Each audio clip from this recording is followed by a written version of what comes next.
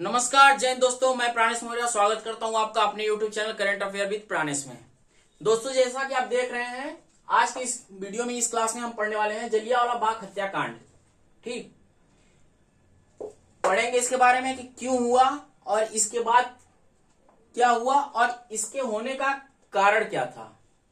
तो आपको सबसे पहले बता दें कि बात करें अगर जलियांवाला बाग की, तो जलियांवाला बाग जो है ये पंजाब में है, और पंजाब में बात करें तो पंजाब के ये अमृतसर में है। पंजाब के अमृतसर में है। ठीक, और ये हत्याकांड होता कब है? 13 अप्रैल 1919 को। ठीक, अब इसके पीछे की कहानी क्या है? दरअसल पिछली क्लास में हमने पढ़ा है रॉलेट एक्ट, जिसको हम काला कानून भी कहते हैं, या फिर यूं कहें कि जिसको हम बिना अपील, बिना दलील, बिना वकील का कानून। पिछली क्लास में हमने देखा कि रॉलेट एक्ट का विरोध चल रहा होता है, और विरोध में जो प्रथम चरण होता है वो 30 मार्च को स्टार्ट होता है। 30 मार्च 1919 को, और ये जो है शहरों तक सीमित रहता है और ये सफल रहता है। जब ये पहला चरण रॉलेट एक्ट के विरोध का सफल रहता है, ऐसे में इसका दूसरा चरण शुरू होता है, और दूसरा चरण जो शुरू होता है वो शुरू होता है 6 अप्रैल को। कब शुरू होता है? 6 अप्रैल को, 6 अप्रैल 1919 को, और ये भी सफल रहता है और सफलतापूर्वक चल रहा होता है। अभी ये द्वितीय चरण का विरोध प्रदर्शन रॉलेट एक्ट का चल ही रहा होता है, तभी 9 अप्रैल को, कब? 9 अप्रैल को भारतीय इतिहास में 2 घटनाएं घटित होती हैं। 9 अप्रैल को ये जो 2 घटनाएं घटित होती हैं, इस समय बात करें जब ये दोनों घटनाएं घटित होती हैं, तो इस समय जो महात्मा गांधी जी रहते हैं वो कहां मौजूद रहते हैं? महात्मा गांधी जी दिल्ली में मौजूद रहते हैं।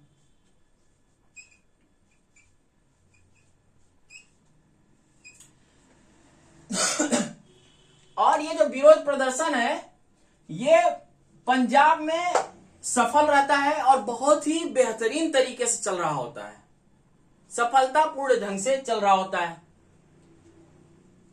ऐसे में ये बात पूरे भारत में फैलती है कि पंजाब में विरोध प्रदर्शन बहुत ही सुचारू रूप से, बहुत ही परफेक्ट तरीके से चल रहा है। और ये बात जब पूरे भारत में पहुंचती है, फैलती है, तो ये बात गांधी जी तक भी पहुंचती है कि रॉलेट एक्ट का विरोध पंजाब में बहुत ही बेहतरीन ढंग से हो रहा है, बहुत ही बेहतरीन तरीके से चल रहा है। जब गांधी जी को यह बात पता चलती है तो गांधी जी के मन में उत्सुकता जगती है। उत्सुकता यह जगती है कि क्यों ना हम चल करके पंजाब में देखें और जमीनी हकीकत को समझें कि ऐसा क्या है कि वहां पे विरोध प्रदर्शन जो रॉलेट एक्ट का है सफल रहा है, प्रथम चरण और द्वितीय चरण दोनों का, और बेहतरीन तरीके से चल रहा है, ताकि इस चीज को पूरे देश में फैलाया जा सके। ऐसे में गांधी जी अपनी मंशा व्यक्त करते हैं कि हम ट्रेन के माध्यम से दिल्ली से, ठीक, ट्रेन के माध्यम से दिल्ली से पंजाब जाएंगे। ठीक, दिल्ली से कहां जाएंगे? पंजाब जाएंगे। और 9 अप्रैल 1919 को गांधी जी दिल्ली से पंजाब के लिए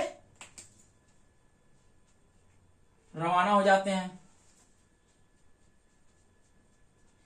जब गांधी जी दिल्ली से पंजाब के लिए रवाना होते हैं, ऐसे में ये बात अंग्रेजों को पता चल जाती है।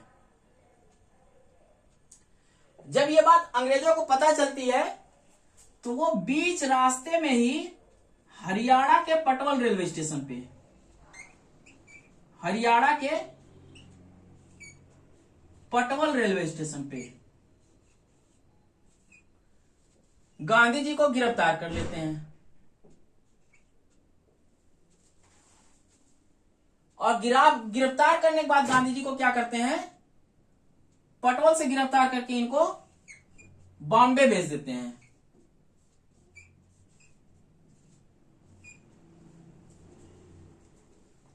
ये तो हो गई पहली घटना 9 अप्रैल को जो घटित हुई थी।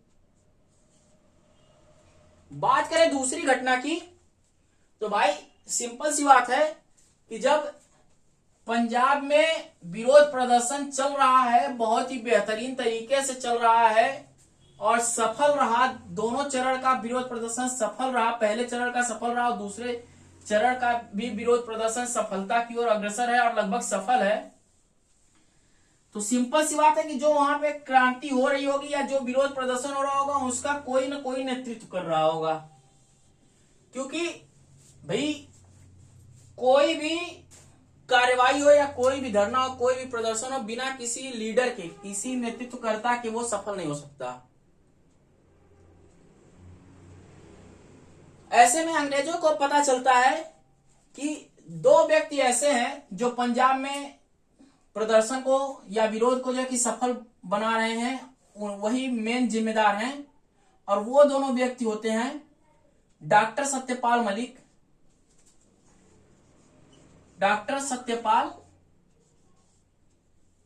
मलिक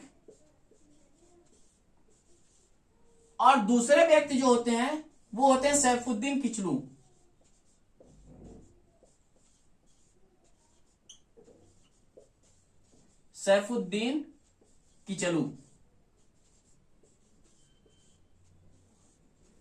अंग्रेज क्या करते हैं, इन दोनों लोगों को गिरफ्तार कर लेते हैं।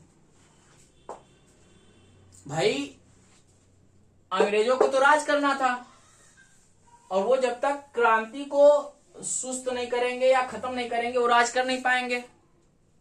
ऐसे में वो इनको गिरफ्तार करते हैं और गिरफ्तार करके इनको जेल भेज देते हैं और इसका परिणाम जो होता है वो ये होता है कि पंजाब में जो प्रदर्शन चल रहा होता है वो सुस्त पड़ जाता है, उसकी गति धीमी हो जाती है। जब गति धीमी होती है तो क्रांतिकारी परेशान हो जाते हैं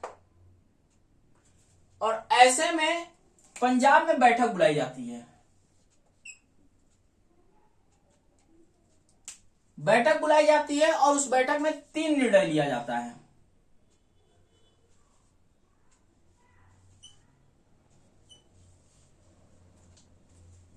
जो 3 निर्णय लिया जाता है वो 3 निर्णय ये लिया जाता है कि हम डॉक्टर सत्यपाल मलिक और सैफुद्दीन किचलू की गिरफ्तारी का विरोध करेंगे।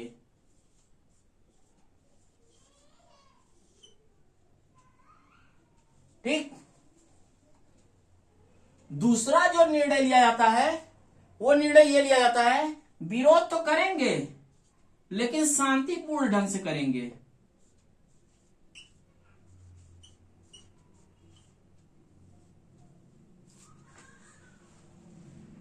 और तीसरा निर्णय जो लिया जाता है उसमें तिथि और स्थान निर्धारित किया जाता है कि हम 13 अप्रैल को, कब, 13 अप्रैल 1919 को बैसाखी के दिन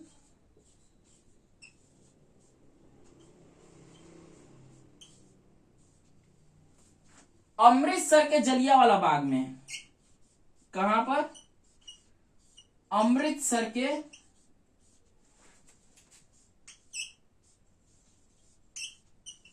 जलियांवाला बाग में विरोध प्रदर्शन करेंगे। क्रांतिकारियों की ये प्लानिंग जैसे ही बनती है ये बात लीक हो जाती है। ठीक, ये बात लीक हो जाती है और ये बात अंग्रेजों को पता चल जाती है। ठीक, ये बात अंग्रेजों को पता चल जाती है कि 13 अप्रैल को क्रांतिकारी पंजाब के अमृतसर के जलियांवाला बाग में विरोध प्रदर्शन करने वाले हैं। ऐसे में जो अंग्रेज रहते हैं वो अमृतसर में मार्शल लॉ लागू कर देते हैं। क्या करते हैं? मार्शल लॉ लागू कर देते हैं। मार्शल लॉ लागू कर देते हैं। ठीक, या यूं कहें कि सैन्य शासन लागू कर देते हैं।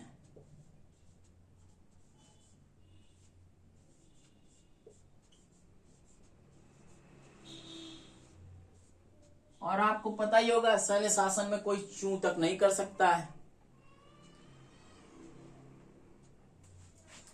सैन्य शासन लागू कर देते हैं, या यूं कहें कि वर्तमान समय की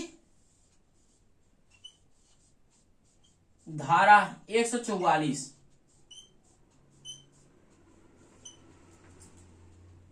लागू कर देते हैं। जैसे वर्तमान समय में जो धारा 144 है यह उस समय मार्शल लॉ के तौर पे थी। धारा 144 में होता क्या है, जहां भी ये लागू कर दी जाती है वहां 4 या 4 से ज्यादा लोग इकट्ठा नहीं हो सकते,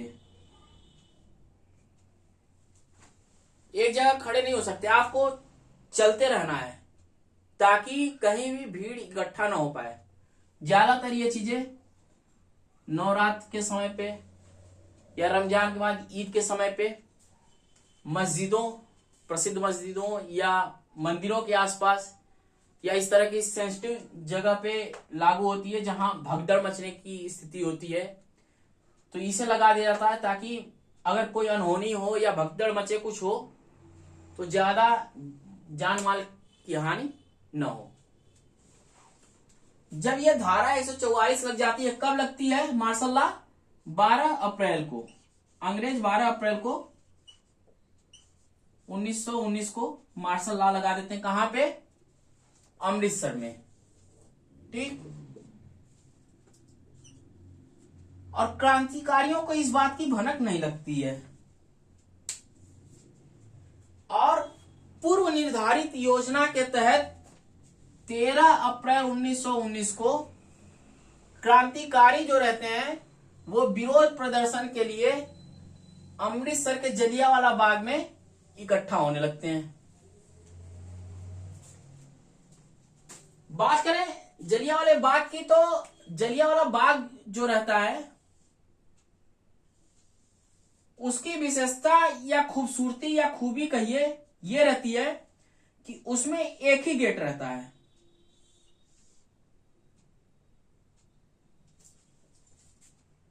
इसी गेट से लोग अंदर जाते हैं और इसी गेट से लोग बाहर भी आते हैं। जब क्रांतिकारी यहां पे इकट्ठा होते हैं इस जलियांवाले बाग के अंदर, ऐसे में अंग्रेज के 2 अधिकारी रहते हैं। एक का नाम रहता है गवर्नर माइकल ओडायर, ठीक, और दूसरे का नाम रहता है सैन्य कमांडर रेनगल ओडायर। ठीक, गवर्नर माइकल ओडायर जो रहता है वो सैन्य कमांडर रेनगल ओडायर को आदेश देता है कि आप जो है जलियांवाले बाग पर कार्यवाही करिए जो यहां पे भीड़ इकट्ठा हुई है। कौन कहता है? Michael O'Dwyer. यह क्या रहता है? गवर्नर रहता है।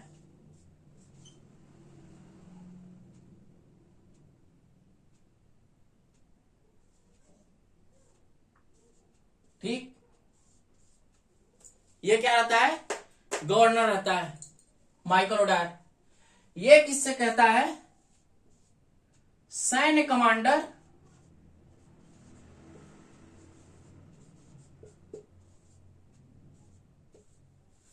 रेनिगल ओडायर से। किससे कहता है? सैन्य कमांडर रेनिगल ओडायर से कहता है।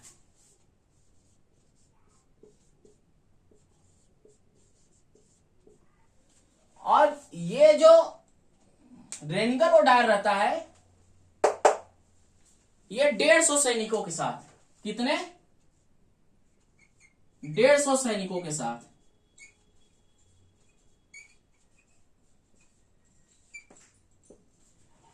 150 सैनिकों के साथ जलियांवाले बाग को चारों तरफ से घेर लेता है। भाई जलियांवाला बाग था उस समय के हिसाब से बहुत ही डेवलप था, खूबसूरत था, और इसके चारों तरफ बाउंड्री बनी हुई थी। और ये रेनिगल ओडायर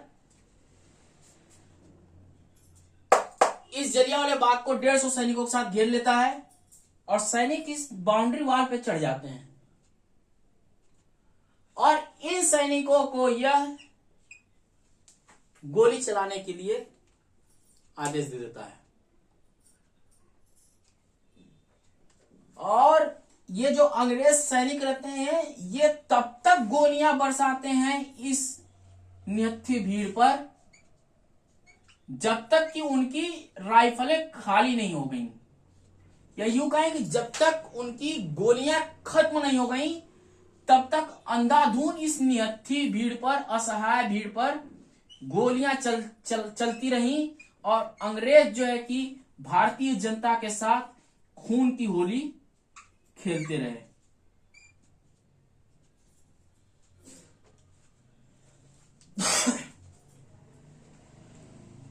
एनसीईआरटी और सरकारी आंकड़े के मुताबिक, जो एनसीईआरटी में कुछ विद्वान कहते हैं और सरकारी आंकड़े के मुताबिक इसमें लगभग 379 लोग, कितने? 379 लोग, 379 लोग मारे जाते हैं। हम तो भाई कहेंगे कि शहीद हुए, मारे नहीं गए, शहीद हुए, क्योंकि उन्होंने आजादी के लिए और देश के लिए अपनी जान की कुर्बानी दी थी। बाकी लोग आप क्या कहते हैं ये आप समझिए, लेकिन इनको शहीद ही कहना ज्यादा बेहतर रहेगा। और चूंकि जब गोली चलती है तो भगदड़ भी मचती है, तो 379 लोग, 379 लोग शहीद हुए, मारे गए, 1200 लोग घायल होते हैं।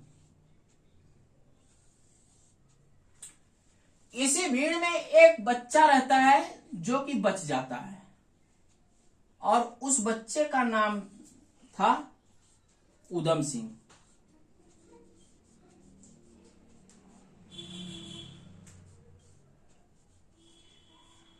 यही उधम सिंह आगे चल करके 1940 में इंग्लैंड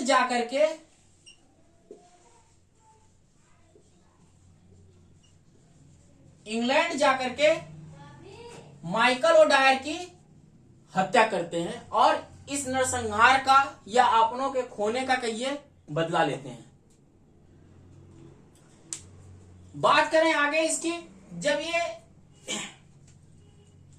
हत्याकांड हो जाता है, जब ये नरसंहार हो जाता है, तो ऐसे में ये होता है भाई अंग्रेजों ने बहुत गलत किया, माइकल ओडायर ने और रेनिगल ओडायर ने बहुत गलत किया, इसकी जांच की जाए और इनको सजा दिया जाए। जब ये मांग पूरे जोर शोर से उठती है कि हत्या की जाए या क्या कहते हैं जांच की जाए और इनको सजा दी जाए, तो ऐसे में एक कमेटी गठित होती है। एक मिनट रुकिएगा।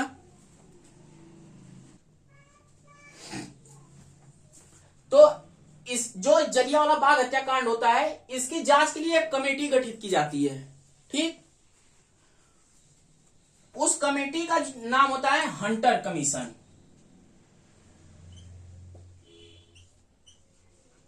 हंटर कमीशन या आयोग। एक और हंटर आयोग है, कमीशन है, वो की शिक्षा से रिलेटेड है। उसको जब आपको हम केवीएस की सीडीपी पढ़ाएंगे तो उसमें उस चीज को जो है पढ़ाएंगे। ठीक, हंटर कमीशन गठित होता है और इसमें कुल कितने सदस्य होते हैं? 8 सदस्य होते हैं।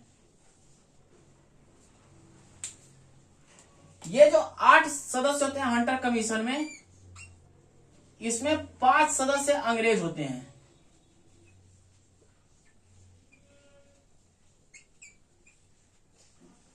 और 3 सदस्य जो होते हैं वो भारतीय होते हैं।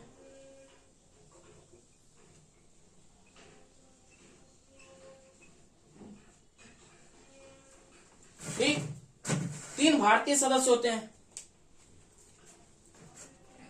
अब यहां पे आप इन 8 सदस्यों का हम नाम भी बता दे रहे हैं, क्योंकि अब क्वेश्चन जो है वो थोड़ा डीपली पूछे जाने लगे हैं। तो ऐसे क्वेश्चन भी बन सकते हैं कि 4 लोगों का नाम दे दिया, पूछ दिया कि इसमें से कौन हंटर कमीशन का सदस्य नहीं था, या फिर 4 लोगों का नाम देकर के ये पूछ सकता है कि इसमें से कौन हंटर कमीशन का सदस्य था। तो बात करें जो 3 भारतीय थे, तो उसमें जो पहले सदस्य थे वो थे चीमनलाल सीतलवाड़। चीमनलाल सीतलवाड़।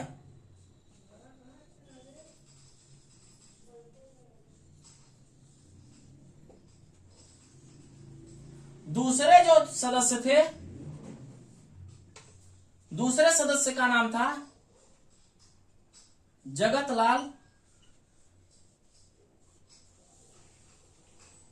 नारायण लाल, सॉरी जगत लाल कह रहे हैं। दूसरे जो सदस्य थे उनका नाम था जगत नारायण लाल।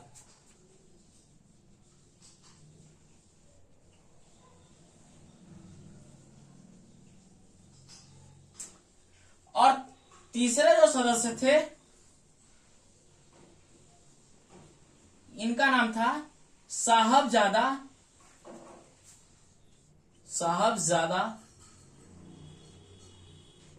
सुल्तान।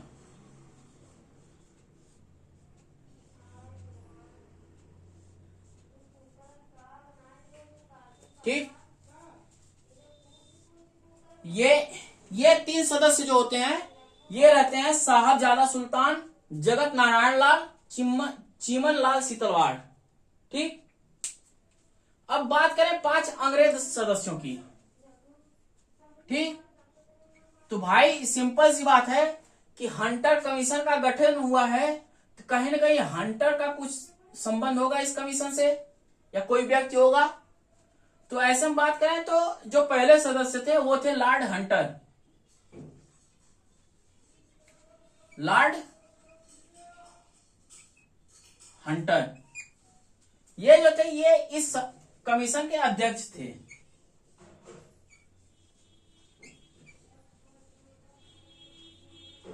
लॉर्ड हंटर जो थे इस कमीशन के अध्यक्ष थे। बात करें दूसरे सदस्य की, तो दूसरे जो सदस्य थे वो थे जस्टिन रेस्किन।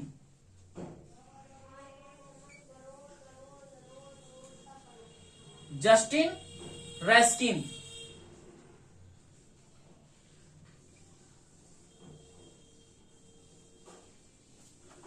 ठीक, बात करें तीसरे सदस्य की, तो तीसरे सदस्य जो थे वो थे WF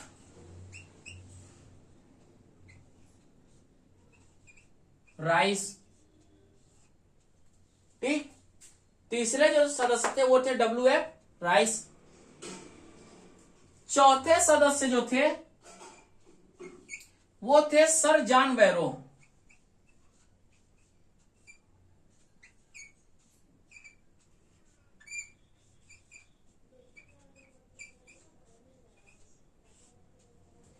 सर इसलिए लगा हुआ है क्योंकि अंग्रेजों ने इनको नाइटहुड की उपाधि दी हुई थी।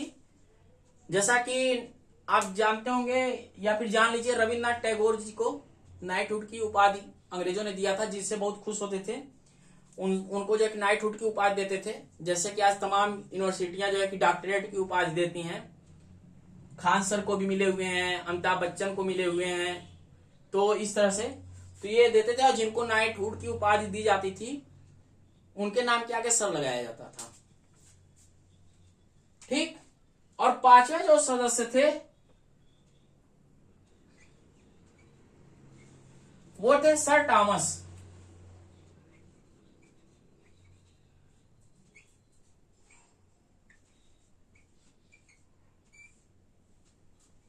अब हंटर कमीशन तो गठित हो गया, इसके सदस्य भी सिलेक्ट कर लिए गए कि कौन कौन हंटर कमीशन का सदस्य रहेगा, कौन अध्यक्ष रहेगा।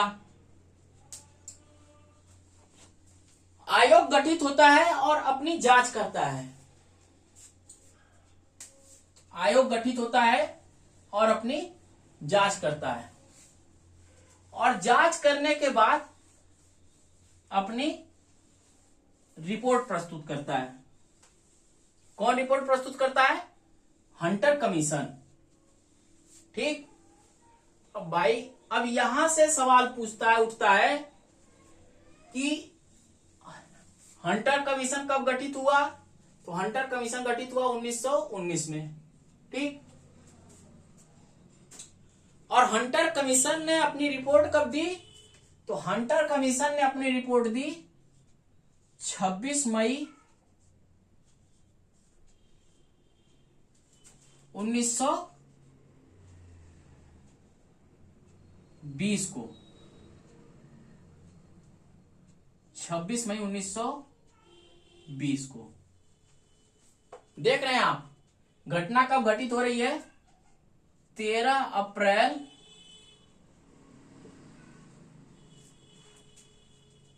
1919 को। ठीक। और रिपोर्ट कब आ रही है? रिपोर्ट आ रही है 26 मई 1920 को, यानी लगभग 13 महीने, 13.5 महीने बाद। और ये जो रिपोर्ट आई ये बहुत ही चौंकाने वाली थी, बहुत ही हैरान करने वाली थी, और बहुत ही दुखद रिपोर्ट थी, या बहुत ही निगेटिव कहिए की रिपोर्ट थी। ठीक। ये जो जांच कमेटी थी, इस कमेटी में कहा गया कि Michael O'Dwyer, governor,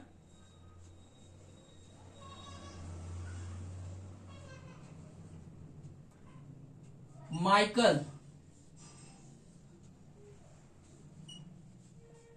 O Dyer. ठीक। माइकल ओ डायर तत्काल परिस्थितियों में, ठीक, तत्काल परिस्थितियों को देखते हुए मार्शल लॉ को लागू किया। तत्काल परिस्थितियों को देखते हुए मार्शल लॉ को, ठीक, किसने? माइकल ओ डायर ने। ठीक ना? किसने? माइकल ओ डायर ने तत्काल परिस्थितियों को देखते हुए, माइकल ओ डायर ने तत्काल परिस्थितियों को देखते हुए मार्शल लॉ को लगाना जो है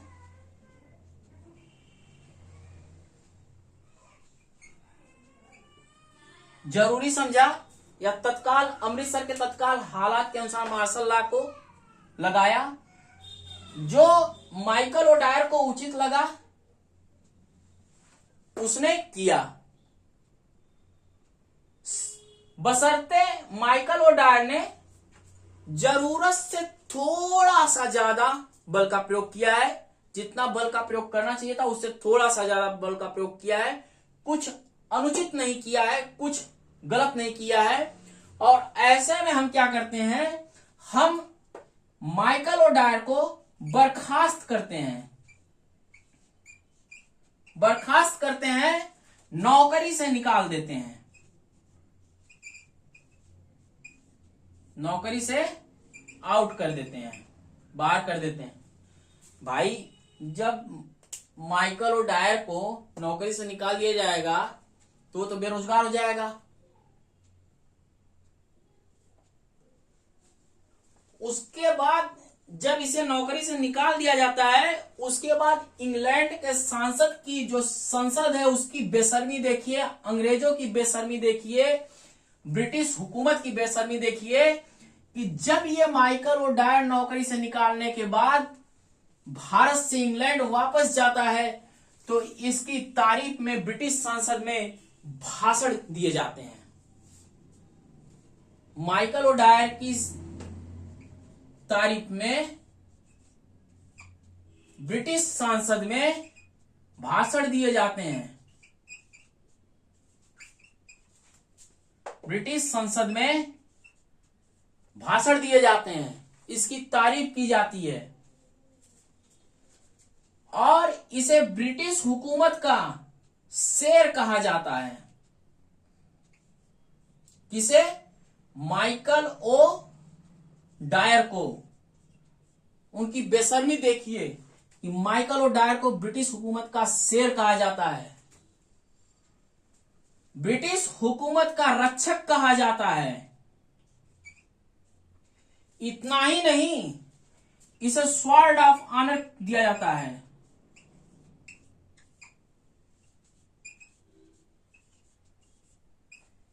इसे स्वॉर्ड ऑफ ऑनर दिया जाता है। स्वॉर्ड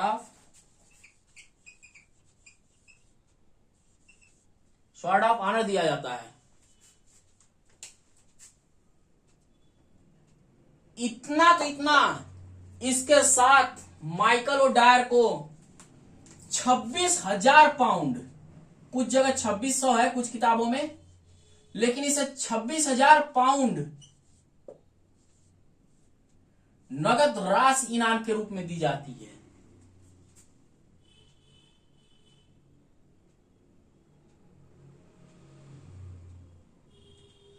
जब ये सारी घटनाएं घटित होती हैं, जब ये सारी चीजें घटित होती हैं, ऐसे में जितने भी भारतीय नेता थे, भारतीय प्रदर्शनकारी थे, भारतीय जो क्रांतिकारी थे, वो बहुत ही दुखित होते हैं। और दुखित होने के बाद जिसको जो अपना स्व विवेक से जिसको जो समझ में आता है वो करता है, ठीक।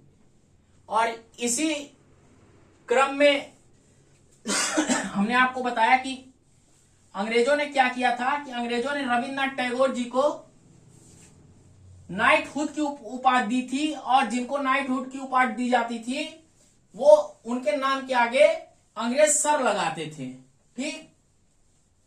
रविन्द्रनाथ टैगोर जी जलियांवाला बाग हत्याकांड से दुखित होकर के अपनी नाइटहुड की उपाधि वापस कर देते हैं। कौन? रविन्द्रनाथ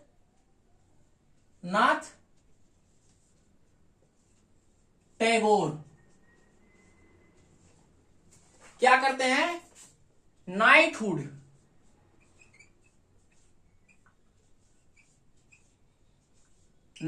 की उपाधि वापस कर देते हैं। रविन्द्रनाथ टैगोर जी नाइटहुड की जो उपाधि थी उसको वापस कर देते हैं। ऐसे में एक और व्यक्ति रखते हैं, शंकर नायर।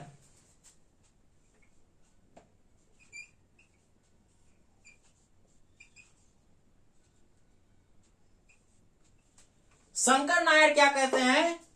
अंग्रेजों की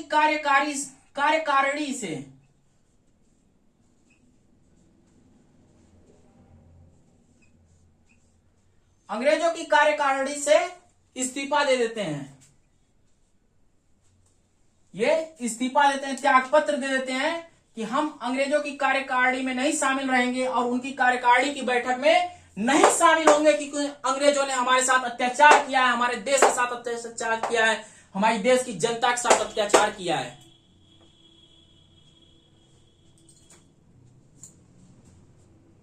इसी के साथ इसी में एक व्यक्ति होते हैं सीएफ एंड्रयू। कौन होते हैं? CF Andrew.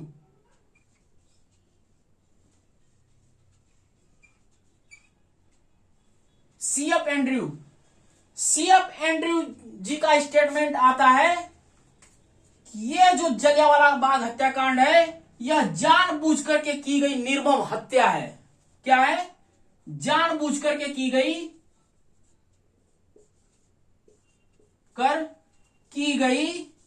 निर्मम हत्या है।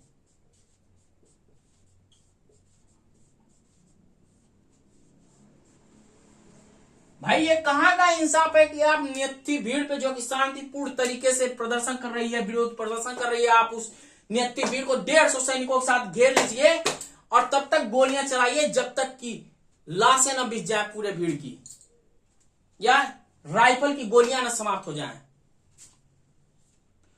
26 मई 1920 को हंटर कमीशन की रिपोर्ट आती है और ऐसे में उसी के साथ आता है महात्मा गांधी जी का स्टेटमेंट। और ये स्टेटमेंट जो है क्वेश्चन में पूछा जाता है कि ये किसका स्टेटमेंट है या ये कथन किसका है। इन तीनों लोगों के भी स्टेटमेंट को और चीजों को नाइटहुड की उपाधि पूछता है कि किसने वापस कर दी जलियांवाला बाग हत्याकांड से, तो आंसर होगा रविन्द्रनाथ टैगोर। कार्यकारिणी की बैठक से या कार्यकारिणी से जो कि किसने इस्तीफा दे दिया, तो शंकर डायर ने इस्तीफा दे दिया। जलियांवाला बाग हत्याकांड के बाद किसका स्टेटमेंट था या किसका कथन था कि यह जानबूझ करके की गई निर्मम हत्या है, तो इसका जवाब होगा CF एंड्रयूज। और इसी में जब 26 मई 1920 को, कब 26 मई 1920 को जब हंटर कमीशन की रिपोर्ट आती है, रिपोर्ट के बाद महात्मा गांधी जी अपना स्टेटमेंट देते हैं।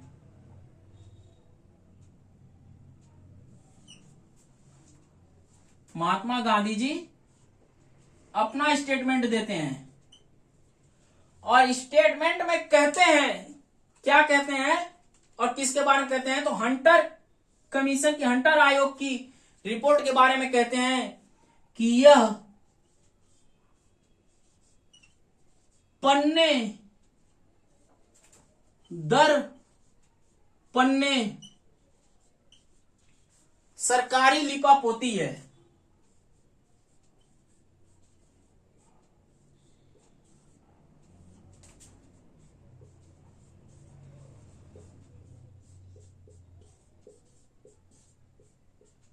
बहुत ही इंपॉर्टेंट ये स्टेटमेंट है, अक्सर करके यहां से क्वेश्चन बनता है कि महात्मा गांधी जी का हंटर कमीशन की रिपोर्ट आने के बाद महात्मा गांधी जी का क्या स्टेटमेंट था, या फिर ये स्टेटमेंट देकर के पूछता है कि ये स्टेटमेंट किसका था। स्टेटमेंट जो है वो है, यह पन्ने दर पन्ने सरकारी लिपापोती, ये स्टेटमेंट किसका था, महात्मा गांधी जी का था। या पूछता है कि हंटर कमीशन की रिपोर्ट के बाद महात्मा गांधी जी ने क्या स्टेटमेंट दिया, तो उन्होंने जो स्टेटमेंट दिया था वो था, यह पन्ने दर पन्ने सरकारी लिपापोती है।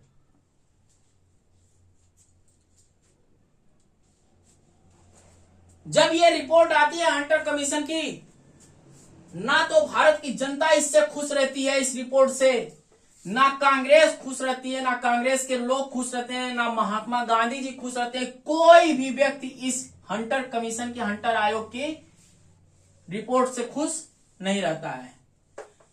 ऐसे में गांधी जी और कांग्रेस के लोग कहते हैं कि हम इस रिपोर्ट से संतुष्ट नहीं हैं, हम खुश नहीं हैं, और गांधी जी कहते हैं कि हम स्वयं इसकी जो है कि जांच करेंगे, इस जलियांवाले बाग हत्याकांड की हम स्वयं जांच करेंगे।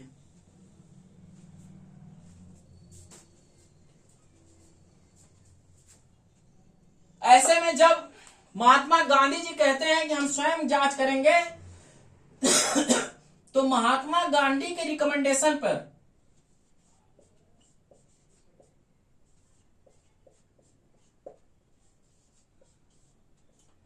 महात्मा गांधी के रिकमेंडेशन पे या सुझाव पर कांग्रेस एक कमेटी गठित करती है।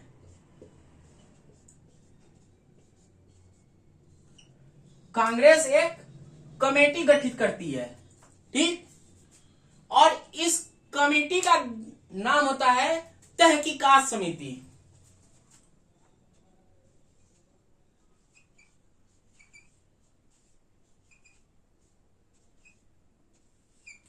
क्या होता है, तहकीकात समिति।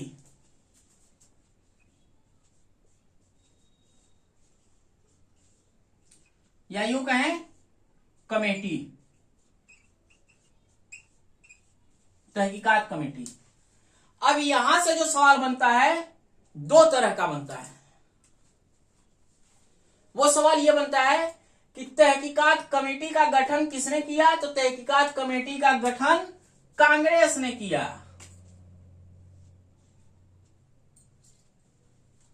किसकी अनुशंसा पर किया?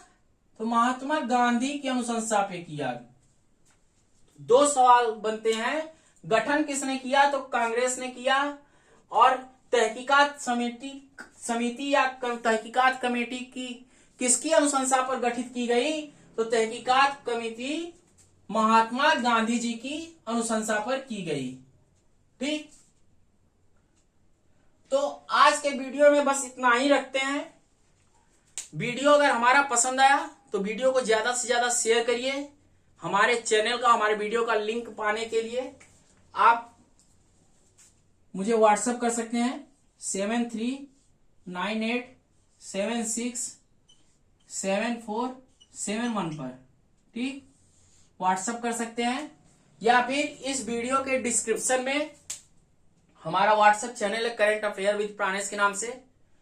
वहां से आप हमारा चैनल ज्वाइन कर सकते हैं, टेलीग्राम चैनल ज्वाइन कर सकते हैं, या फिर डिस्क्रिप्शन में भी ये कांटेक्ट नंबर दिया हुआ है, आप वहां पे हमसे कांटेक्ट कर सकते हैं। वीडियो कैसा लगा कमेंट बॉक्स में जरूर बताएं वीडियो को, और लाइक करें, शेयर करें और कमेंट जरूर करें। वीडियो देखने के लिए बहुत बहुत धन्यवाद। नमस्कार, जय हिंद दोस्तों।